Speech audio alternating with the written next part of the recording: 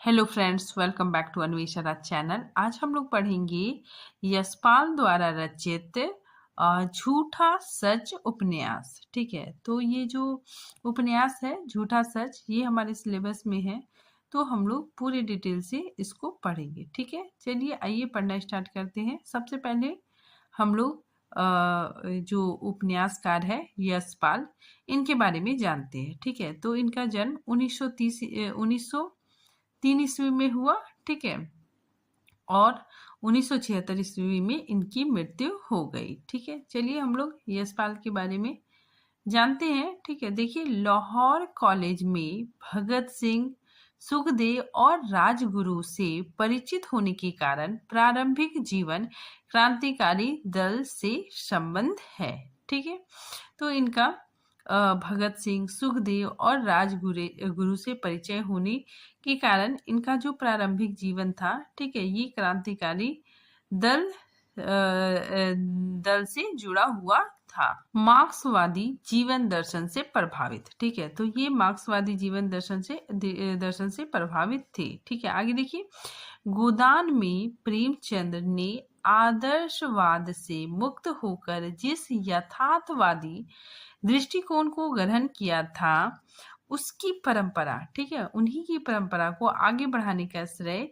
यशपाल को है। ठीक है, तो जिस तरह प्रेमचंद जी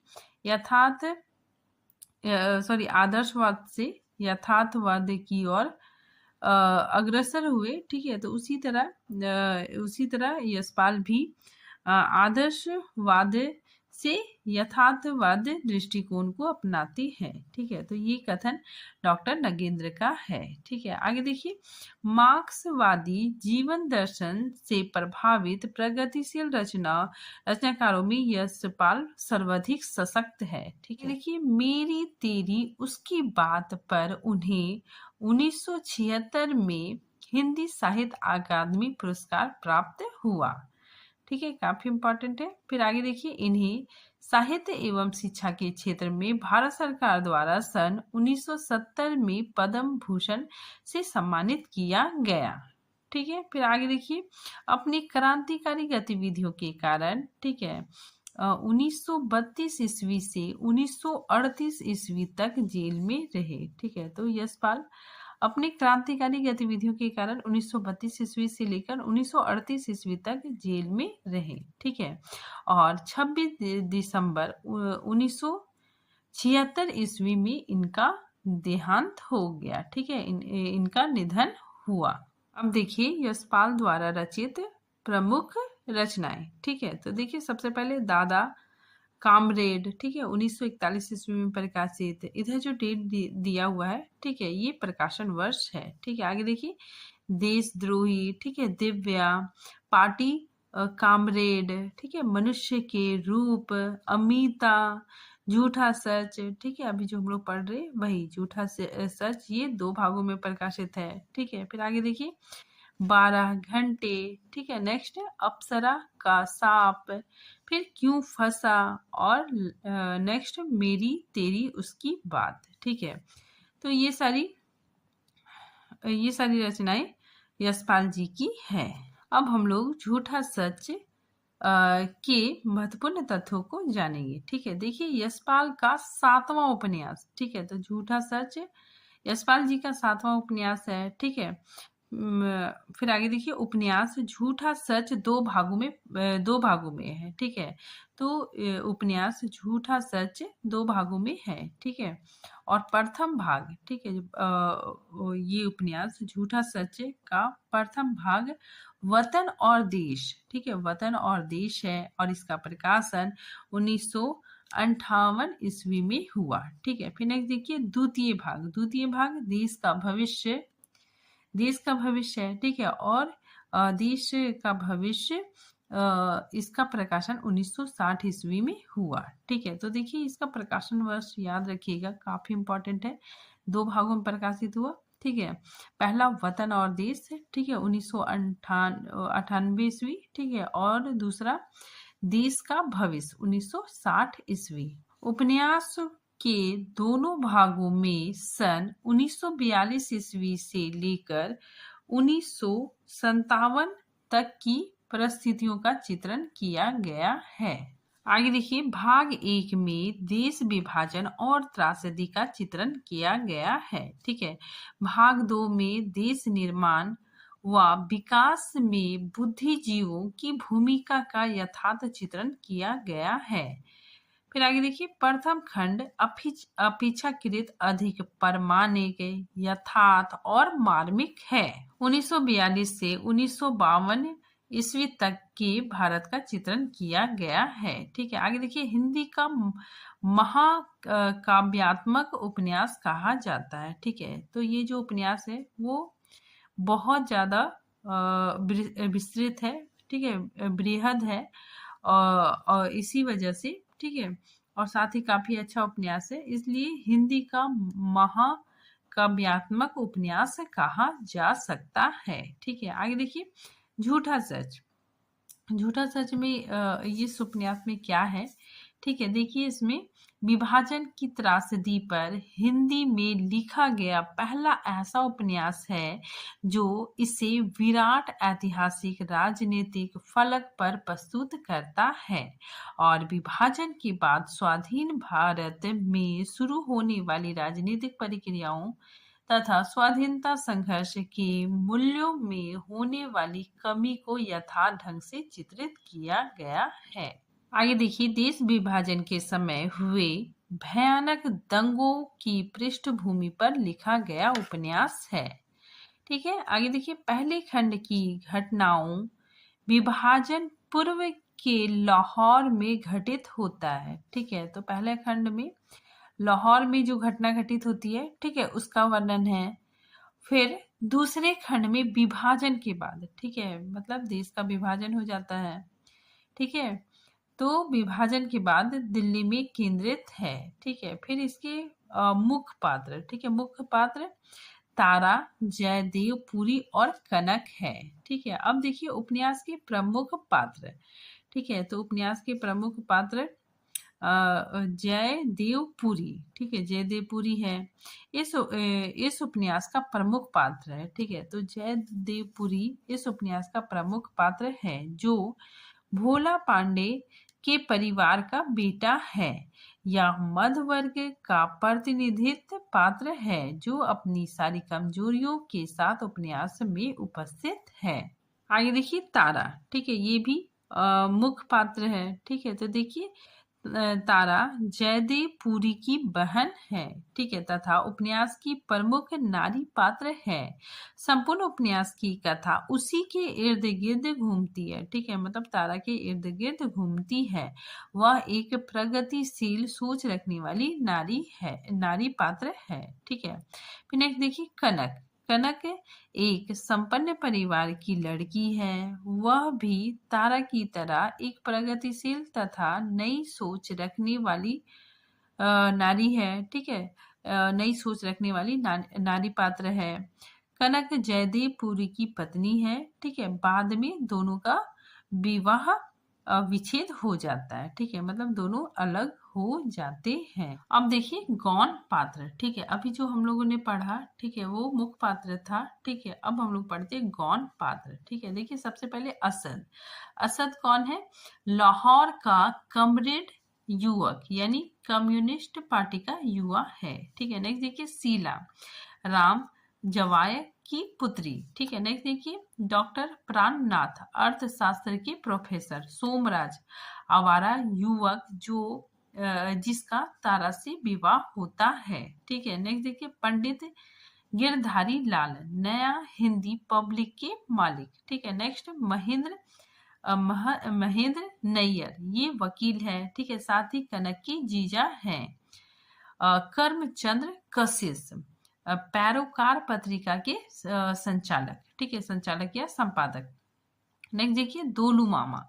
ठीक है, दोलू मामा शरीफ भोला आदमी जो आकारण बलवे की बलि चढ़ जाता है। ठीक है। नेक्स्ट देखिए, रतन शीशो का प्रेमी। ठीक है। नेक्स्ट देखिए, कृष्ण नारायण अवस्थी, यूपी कांग्रेस के पार्लियामेंट्री बोर्ड के मंत्री। ठीक है। नेक्स्ट देखिए, नब्बू तारा से बलात्कार करने वाला व्यक्ति है। ठीक है। फिर देखिए नेक्स्ट, हाफिज, हाफिज इनायत अली, नब्बू के मोहल्ले के हाफिज। ठीक है, नेक्स्ट देखिए विश्वनाथ सूद। ठीक है, इसको उपन्यास में सूद जी भी आया है। ठीक है, तो विश्वनाथ सूद कौन है? पंजाब कांग्रेस के उग्र दल के नेता व मुख्यमंत्री पद के दावेदार। ठीक है, नेक्स्ट देखिए उर्मिला पुरी की पूर्व शिष्या। ठीक है, साथ ही पूरी की तरफ आकर्षित। ठीक है, पूरी की तरफ आकर्षण इसका रहता है। फिर नेक्स्ट देखिए बंती, बंती तारा को विभाजन के दौरान मिली संगनी। ठीक है, नेक्स्ट देखिए जया, जया कौन थी? पूरी और तारा की बेटी। ठीक है, फिर मिस्टर रावत, सचिव या गृह मंत्रालय। ठीक है, तो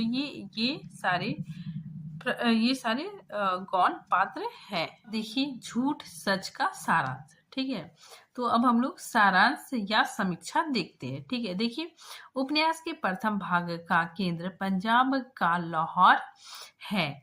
इसमें स्वतंत्रता प्राप्ति और विभाजन के पूर्व की परिस्थितियों को लेकर स्वतंत्रता प्राप्ति और विभाजन की त्रासदी तक की घटनाओं और परिवेश का वर्णन किया गया है। ठीक है, तो इसमें विभाजन से पहले, ठीक है, और विभाजन के बाद जो देश में त्रासदी की जो घटनाएं हैं, ठीक है, उसका वर्णन किया गया है। ठीक है, देखिए प्रथम भाग का कथानक 17 खंडों में विभक्त है। ठीक है, तो काफी इंपॉर्टेंट है।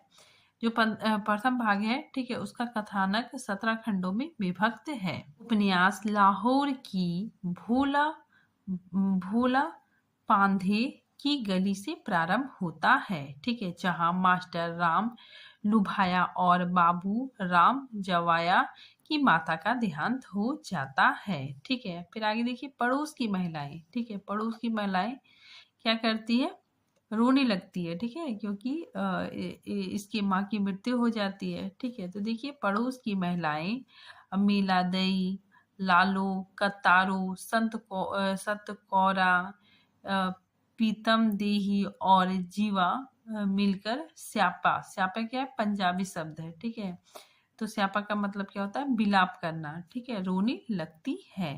कथा की धुरी जयदेवपुरी और उनकी बहन तारा को माना जा सकता है। ठीक है, तो कथा का जो धुरी है वो जयदेवपुरी और उसकी बहन तारा को माना जा सकता है। ठीक है, आगे देखिए जयदेवपुरी प्रथम श्रेणी में एमए करके प्रोफेसरी करना चाहता है। उसमें रुचि, क्षमता और विश्वास है। 1942 के आंदोलन में भाग लेने के कारण उसे जेल जाना पड़ता है। वह कनक से प्रेम करता है। ठीक है, साथ ही कनक गांधीवादी विचारधारा में विश्वास करती है। कनक के घर वाले पूरी की आर्थिक हीनता के कारण विवाह करना अस्वीकार कर देते हैं। ठीक है, जेल से छूटकर पूरी पैरोकार पत्र में नौकरी करता है। पत्र की नीति से भेद होने पर निकाल दिया जाता है। ठीक है, मतलब विचारों में मतभेद होने के कारण, ठीक है, पूरी को उस पत्रिका से उस पत्र से निकाल दिया जाता है। पूरी काम की तलाश में कनक के आश्वासन पर नैनीताल चला जाता है। ठीक है, और विफल होने पर, ठीक है, वहां जाता है लेकिन उसे कोई सफलता नहीं मिलती है। ठीक है, इसीलिए विफल होने पर जलांधर में होटल में नौकरी करने लगता है। आगे देखिए प्रभावशाली कांग्रेस नेता सूद जी, ठीक है, अभी हम लोग पढ़े, सूद जी के संपर्क में आता है। उसे सूद जी से सहायता मिलती है। ठीक है, तो वो होटल में काम करता है। ठीक है, तो उसको वहां पे सूद जी मिलते हैं। ठीक है, और उसकी सहायता करते हैं। इसी बीच वह असहाय उर्मिला के संपर्क में आता है। ठीक है, कनक दिल्ली आती है और पत्रकारिता आरंभ करती है। यहाँ वह मार्क्सवादी युवक गिल के प्रति आकृष्ट होती है। ठीक है, तो देखिए कनक पूरी से प्रेम करती है। ठीक है, लेकिन मार्क्सवादी युवक गिल के प्रति भी आकर्षित हो जाती है। ठीक है, पूरी के प्रति उसका प्रेम, ठीक है, मतलब कनक का प्रेम मरा नहीं है। ठीक है, वह सूचना पाकर पूरी से मिलने जाती है। पूरी के साथ उर्मिला को देखकर कनक निराश हो जाती है। ठीक है, पूरी उर्मिला को नर्स का काम सीखने के लिए कह के उसे अलग कर देता है। पूरी और कनक साथ साथ रहकर प्रकाशन का कार्य करने लगते हैं। पूरी धीरे धीरे पैसा मतलब पैसा और मान सम्मान कमाने लगता है। ठीक है, जिसकी वजह से उसके स्वभाव में प्रतिक्रियावादी वह पूरी प्रतिक्रियावादी होता जाता है। अब कनक से उसकी नहीं पटती है। ठीक है, कनक उसे छोड़कर चली जाती है और गील को समर्पण कर देती है। ठीक है, तो पूरी और कनक का तलाक हो जाता है। ठीक है, फिर आगे देखिए, तारा की कहानी अधिक करुण करुणा और विविधता पूर्वक है। ठीक है, तारा कमरेड असद, ठीक है, असद को प्यार करती है। ठीक है, लेकिन उसका विवाह सोमराज नामक एक लंपट युवक से हो जाता है। ठीक है, सोमराज मतलब लोफड़ लड़के से हो जाता है। सुहाग रात को ही वह उसकी दुर्गति मतलब उसे मारता पीटता है। ठीक है, तो उसकी दुर्गति करता है। किंतु इसी बीच सांप्रदायिक दंगे के कारण मुसलमानों का आक्रमण होता है। ठीक है, और तारा मुसलमानों के हाथ पड़ जाती है। हाफिज जी उसकी सहायता करते हैं। ठीक है, किंतु हिंदू होने के कारण उसे अधिक दिनों तक अपने घर नहीं रख पाते। ठीक है, तो तारा को अधिक दिनों तक अपने घर में नहीं रख पाते। ठीक है, उनके यहाँ से निकलने पर तारा एक ऐसे दुष्ट के हाथ पड़ जाती है जो स्त्रियों का व्यापार करता है। ठीक है, स्त्रियों का उद्धार करने वाला दल उसे उबारता है। ठीक है, तो तारा को उबारता है। ठीक है, इस दल में असद भी है। असद उसे पुनः मिलने का वादा करता है। ठीक है, तो असद उससे पुनः मिलने का वादा करता है, किंतु वह मतलब तारा अमृतसर पहुंचा दी जाती है। ठीक है, अनेक प्रकार की नरकीय यातनाएं सहने के बाद अंत में तारा डॉक्टर प्राणनाथ से विवाह कर लेती है। ठीक है, तो अनेक प्रकार के नरकीय यातनाएं सहने के बाद अंत में तारा डॉक्टर प्राणनाथ से विवाह कर लेती है।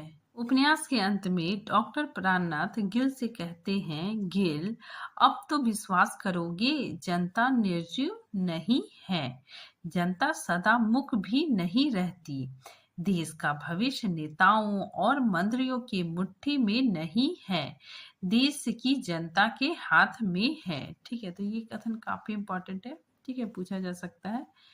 ठीक है, फिर आगे देखिए, इस प्रकार झूठा सच भी उद्देश्य परक दृष्टिकोण से प्रेरित होकर लिखा गया। ठीक है, और इसका स्वर आशावादी है। ठीक है, तो ये हमारा झूठा सच का जो सारांश है वो कंप्लीट हो गया। ठीक है, अब देखिए झूठा सच भाग 1, वतन और देश की महत्वपूर्ण घटनाएं। ठीक है, मतलब कौन कौन सी घटनाएं घटी, ठीक है, उसको हम लोग पूरे डिटेल से पढ़ेंगे। ठीक है, तो ये भाग 1 वतन और देश की महत्वपूर्ण घटनाएं हैं। ठीक है, तो राम जवाया और मास्टर राम लुभाया की माता का निधन हो जाता है। ठीक है, तो इसकी माता का निधन हो जाता है। ठीक है, और विलाप का वर्णन है। ठीक है, नेक्स्ट देखिए, बाबू राम जवाया की बेटी सिल्लो और मास्टर राम लुभाया की बेटी तारा की मित्रता का वर्णन है। ठीक है, फिर आगे देखिए, सिलो और रतन का प्रेम प्रसंग आता है। ठीक है, उसके बाद तारा की इच्छा के विरुद्ध उसकी सगाई सुखलाल साहनी के बेटे सोमराज के साथ तय किया जाता है। ठीक है, तारा का भाई जयदेव पुरी द्वारा तारा की पढ़ाई का पक्ष लेना व उसकी सगाई का अप्रत्यक्ष विरोध करना। ठीक है, फिर आगे जयदेव पुरी लाला बाधावमल नारंग की पुत्री उर्मिला, ठीक है, उर्मिला को ट्यूशन पढ़ाता है। ठीक है, उर्मिला उसके प्रति आकर्षित हो जाती है, लेकिन दोनों का प्रेम शीघ्र ही समाप्त हो जाता है। ठीक है, आगे देखिए, जयदेव का साहित्य और पत्रकारिता की तरफ रुझान। ठीक है, नेक्स्ट देखिए, जयदेव द्वारा नया हिंदी केसन लाहौर के मालिक पंडित गिरधारी लाल की मंझली बेटी, ठीक है, कनक को हिंदी पढ़ाने जाना।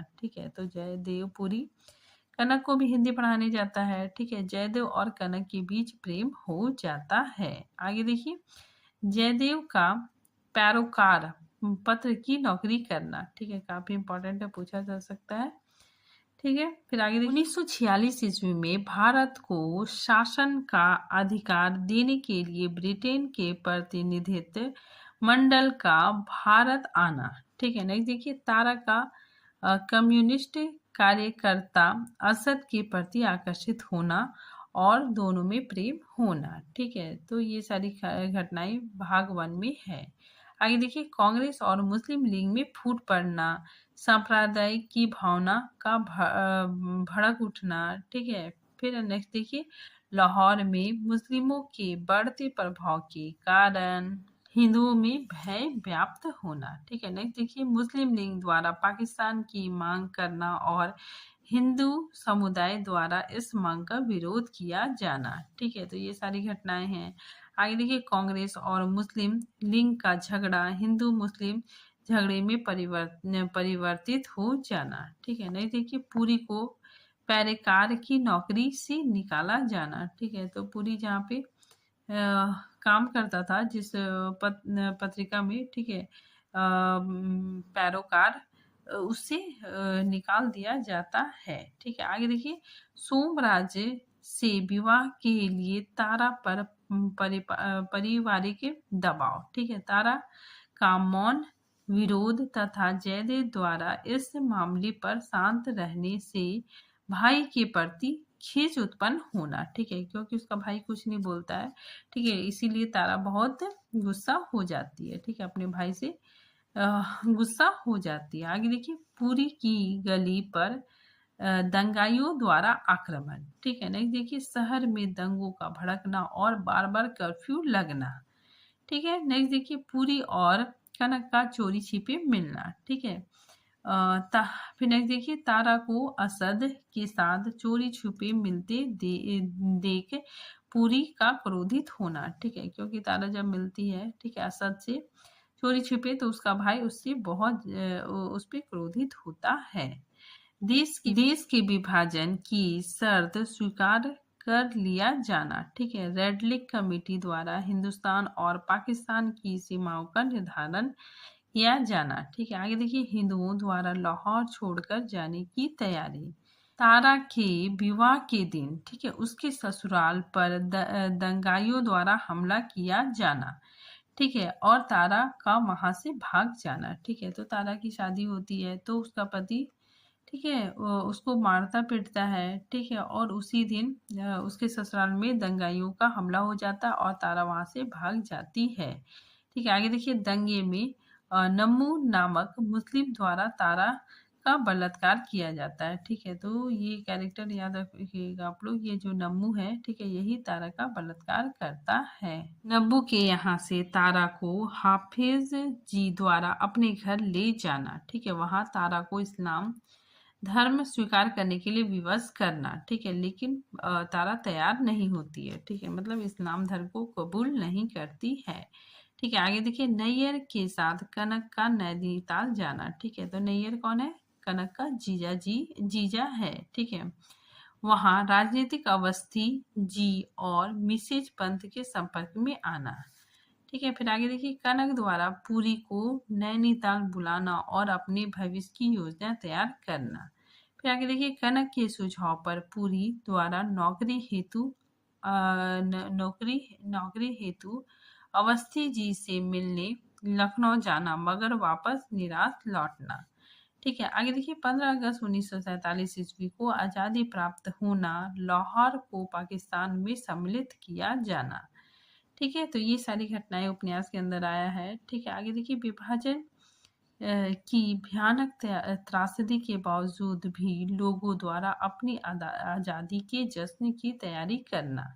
ठीक है, नेक्स्ट देखिए, अपने परिवार की खोज खबर के लिए पुरी का नैनीताल से लाहौर जाने का प्रयास करना, लेकिन दंगे और विस्थापित हो रहे लोगों की भीड़ भीड़ के बीच फंस जाना। ठीक है, तो पुरी को अपने घर वालों की चिंता होती है। ठीक है, इसीलिए वो नैनीताल से लाहौर जाने का प्रयास करता है, लेकिन रास्ते में बहुत दंगे होते हैं। ठीक है, लोग जा रहे होते हैं। ठीक है, तो लोगों की भीड़ में बीच में फंस जाना। ठीक है, आगे देखिए, आज़ादी मिलने की हालत देखकर हर व्यक्ति का मन क्षुब्ध हो जाना। ठीक है, हाफिज जी के बेटे अमजद द्वारा हिंदू कैंप में पहुंचाने के नाम पर तारा को बेचा जाने के लिए दूसरी हिंदू स्त्रियों के साथ शेखुपुरा नामक स्थान पर एक निर्जन घर में कैद कर दिया जाना। ठीक है, तो देखिए, तारा धोखे से हिंदू कैंप में पहुंचाने जाने के नाम पर शेखपुरा पहुंचा दी जाती है। ठीक है, वहां बेची जाने के लिए पहले से एक घर में हिंदू स्त्रियां मौजूद होती हैं। ठीक है, तो तारा को शेखपुरा भेज दिया जाता है। ठीक है, तो देखिए, शेखपुरा में रहते तारा की बंती नाम की स्त्री से घनिष्ठता हो जाती है, मतलब मित्रता हो जाती है।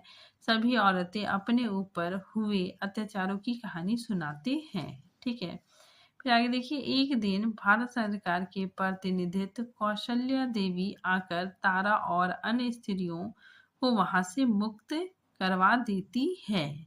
उनके साथ तारा के पूर्व प्रेमी अशद भी होता है। ठीक है, मतलब कौशल्या देवी आई हुई होती है। ठीक है, साथ में असद भी आता है। ठीक है, तो तारा पहचान लेती है और असद तारा को वहां देखकर आश्चर्यचकित रह जाता है। ठीक है, आगे देखिए, तारा मोटर गाड़ी में बैठकर अमृतसर पहुंचाई जाती है। ठीक है, तो तारा मोटरसाइकिल में बैठकर अमृतसर पहुंच जाती है। ठीक है, और यहाँ पे ड्राइवर कहता है, ठीक है, तारा को कहता है कि उतरो, तुम्हारा वतन तो छूटा, पर अपने देश में अपने लोगों में पहुंच गई। ठीक है, फिर आगे देखिए, तारा का भारत में अमृतसर पहुंचना, और इस तरह पहला भाग समाप्त हो जाता है। अब देखिए, झूठा सच भाग 2। ठीक है, तो भाग 2 में देश का भविष्य है। ठीक है, अब देखिए, दूसरे भाग के अंतर्गत आने वाली घटनाएं। देखिए, यह भाग 19 खंडों में विभक्त है। कथा का प्रारंभ जयदेव पुरी की दयनीय स्थिति से होती है।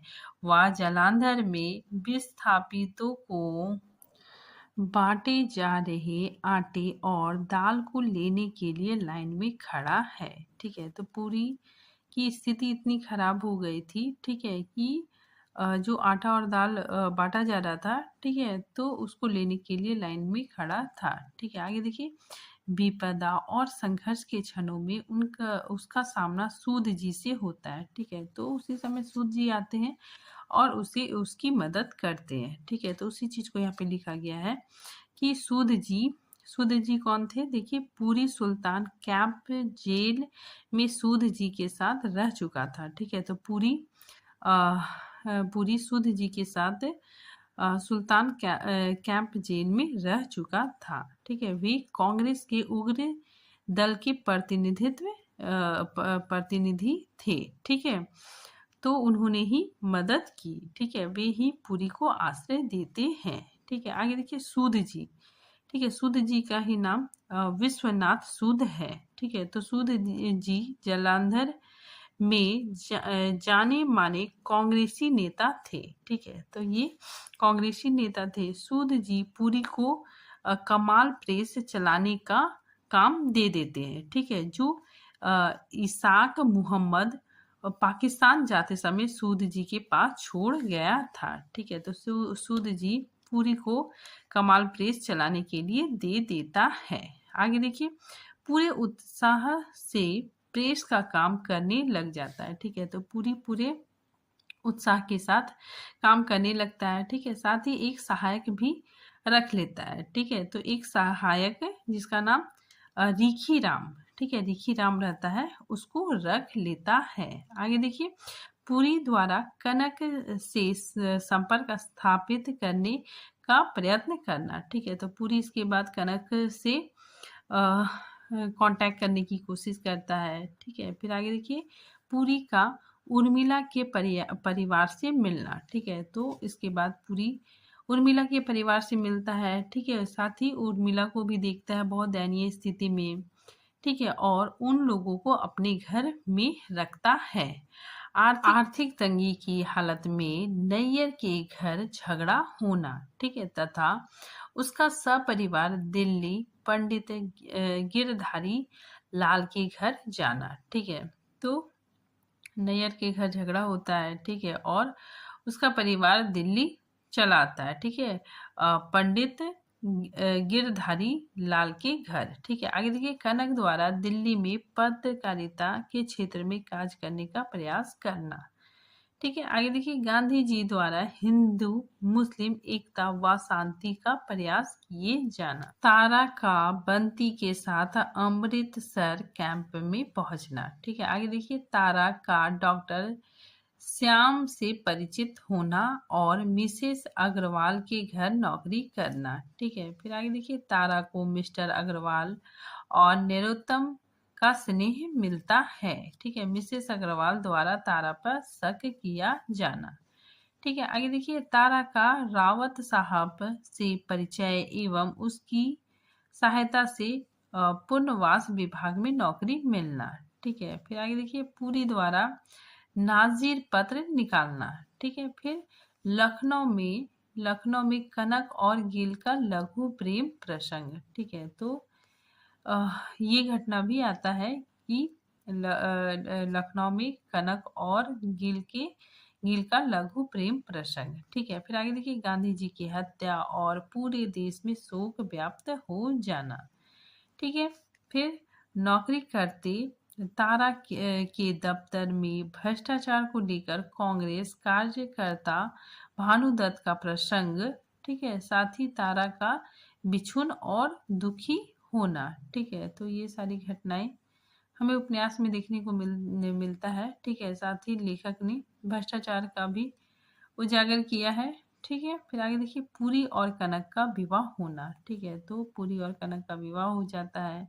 दोनों का साथ साथ नाजिर पत्र के लिए काम करना। ठीक है, तो दोनों नाजिर पत्र में काम करने लगते हैं। तारा का सिलो से मिलना, सिलो के दुखी जीवन को देखकर उसे रतन से मिला देना। ठीक है, तो सिलो बहुत दुखी जीवन व्यतीत करती है। ठीक है, और तारा उसके प्रेमी रतन से मिलवा देती है। ठीक है, आगे देखिए तारा का मर्सी के यहाँ रहने जाना। ठीक है, कम्युनिस्ट विचारधारा वाले लोगों से संपर्क में आना। ठीक है, आगे देखिए शुद्ध जी के प्रभाव से पूरी का कांग्रेस में कद बढ़ जाता है। ठीक है, तो शुद्ध जी की वजह से पूरी का क्या हो जाता है, उसका उसका उसका मान सम्मान, ठीक है, उसका वैल्यू बढ़ने लगता है। ठीक है, फिर देखिए 1950 ईस्वी में तारा का सेंट्रल सेक्रेटेरिएट सर्विस में चयन हो जाता है। नौकरी में रहते तारा की डॉक्टर प्राणनाथ से मुलाकात होना। ठीक है, तारा द्वारा पूरनदेई की बेटी सीता का विवाह करवाना। ठीक है, तो तारा ने पूरनदेई की बेटी सीता का भी विवाह करवाया। ठीक है, आगे देखिए पुरी और कनक में मतभेद का बढ़ना। ठीक है, तो धीरे धीरे पुरी और कनक का मतभेद बढ़ने लगता है। ठीक है, फिर कनक का दिल्ली चले जाना, इसीलिए कनक सबको छोड़ के दिल्ली चली जाती है।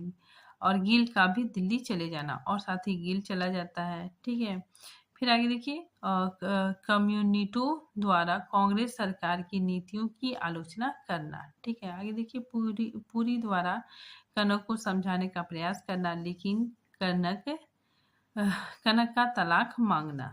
ठीक है, फिर आगे देखिए पूरी का विधानसभा सदस्य के रूप में निर्वाचन होना। ठीक है, डॉक्टर प्राणनाथ द्वारा तारा के विवाह का प्रस्ताव देना। ठीक है, तो डॉक्टर प्राणनाथ ने तारा को विवाह का प्रस्ताव दिया। ठीक है, डॉक्टर प्राणनाथ व तारा का विवाह होना। ठीक है, चुनाव में सूद जी की हार हो जाना। ठीक है, तो इस तरह दूसरा भाग का भी समापन हो जाता है। ठीक है, फिर आगे देखिए दूसरे भाग के अंत में लेखक ने यह विश्वास व्यक्त किया है। ठीक है, देखिए ये जो कोटेशन है ये लास्ट में आता है। ठीक है, और काफ़ी इम्पोर्टेंट है। तो लेखक ने यह विश्वास व्यक्त किया है कि जनता निर्जीव नहीं है, जनता सदा मूक भी नहीं रहती। देश का भविष्य नेताओं और मंत्रियों की मुट्ठी में नहीं बल्कि देश की जनता के हाथ में है। तो इस तरह दूसरे भाग का भी समापन हो जाता है। अब देखिए उपन्यास के दूसरे भाग के प्रमुख पात्र। ठीक है, विश्वनाथ सुद, इसाक मोहम्मद, ठीक है, रिखी राम, सैयद, असीर, डॉक्टर श्यामा। ठीक है, तो ये सब सारे उपन्यास के दूसरे भाग के प्रमुख पात्र हैं। ठीक है, आप लोग देख लीजिएगा इसको अब हम लोग पढ़ते हैं प्रमुख उद्धरण। ठीक है, तो प्रमुख पंक्तियां कौन कौन आई है, ठीक है, उसको देखते हैं। ठीक है, तो देखिए, जर्नलिस्ट रियासत का जहाज है, वह चाहे तो स्टेट को बचा ले चाहे तो डुबा ले। ठीक है, तो ये कथन कशिश जी का है। ठीक है, जो संपादक है पैरोकार पत्रिका का। ठीक है, आगे आगे देखिए, पत्रकार के काम की विशेषता यह है कि वह अपने व्यक्तित्व को परोक्ष में रखकर मालिक की इच्छा अनुसार घटनाओं की वर्णन को रंग देता है। ठीक है, तो ये कथन किसका है, तो लेखक का है। सहायक संपादक प्रेस के लिए मसाला तैयार करने की मशीन होती है। ठीक है, तो ये कथन किसका, लेखक। ठीक है, मसाला तैयार करना मतलब प्रेस के लिए मसाला तैयार करना मतलब ब्रेकिंग न्यूज। ठीक है, आगे देखिए, पत्र की जनप्रियता बहुत बड़ी चीज है, परंतु राजनीतिक पत्र का काम जनता की भावनाओं में बह जाना नहीं बल्कि उन भावनाओं को दिशा दिखाना है। ठीक है, तो ये कथन कशिश जी का है। ठीक है, फिर आगे देखिए, इटली के 16 फरवरी के बयान में कहा गया है कि जून 1948 को हिंदुस्तान के जिस भाग का जो राजनीतिक दल, ठीक है, जो राजनीतिक दल अधिक सशक्त होगा, ब्रिटिश सरकार उसी को शासन सौंप देगी। ठीक है, तो ये कथन किसका है, लेखक का है। ठीक है, आगे देखिए, स्वाभाविक पर भी नियंत्रण जरूरी होता है, संयम ही संस्कृति है। ठीक है, काफी इंपॉर्टेंट है, संयम ही संस्कृति है, व्यवहार रूढ़ी बनकर संस्कृति कहलाता है। ठीक है, तो ये कथन नैयर का है। ठीक है, आगे देखिए, पाकिस्तान का मतलब मुस्लिम लीग की मिनिस्ट्री ही तो है। ठीक है, ये पूरी कहता है गली के लोगों को। ठीक है, तो आज ये टॉपिक यहीं पे खत्म होता है। ठीक है, मिलते हैं नेक्स्ट टॉपिक के साथ, तब तक के लिए थैंक यू।